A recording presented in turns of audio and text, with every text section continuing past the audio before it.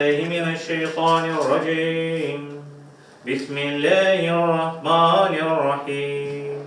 Минута молчания и молитва в память о погибших. В Симферополе почтили память жителей сожженных деревень. Ежегодное мероприятие, посвященное трагической дате, прошло в Крымско-Татарском музее культурно-исторического наследия. Очевидцы, участники партизанского движения, рассказали о страшных событиях 1943 года. Именно тогда, 21 декабря, фашисты уничтожили более 100 деревень. Мы проводим это с целью воспитания подрастающего поколения в духе уважения к исторической памяти, в духе патриотизма, и чтобы горячо любили свою родину и делали все возможное, чтобы такие трагические события больше не повторялись на нашей земле.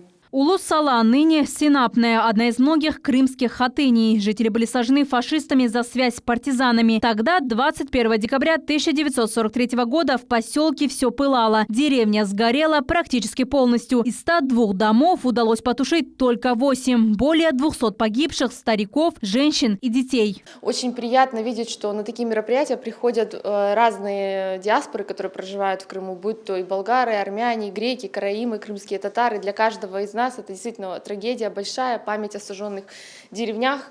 Это действительно очень трагическая страница не только для Крыма, но и также для других стран постсоветского пространства, где прошла Великая Отечественная война. В годы оккупации в Горном Крыму было сожжено и разрушено 127 населенных пунктов. Со страшной картиной разрушения и убийств общественники сталкиваются в работе с архивами. По их словам, на большинство фотографий нельзя смотреть без содроганий и ужаса. Они передают запах пепла и криков ни в чем не повинных людей. По найденным архивным справкам общественники издают книги и справочники.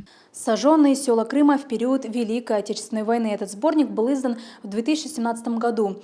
На тот период создатели, к сожалению, владели не всей информацией, поэтому здесь из 127 сожженных деревень указано всего лишь 124 села.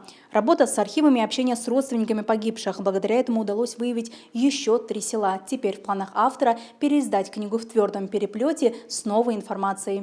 Уроженцы Улус-Сала ежегодно проводят траурные мероприятия. В память о погибших в 1993 году был установлен памятник жертвам фашистского террора. Сегодня в планах жителей строительство мемориального комплекса и восстановление полного списка имен погибших. Над этим проектом работает поисковая группа «Инициатива» Анна Джейсаева, Арсен Фукала, телеканал «Миллет».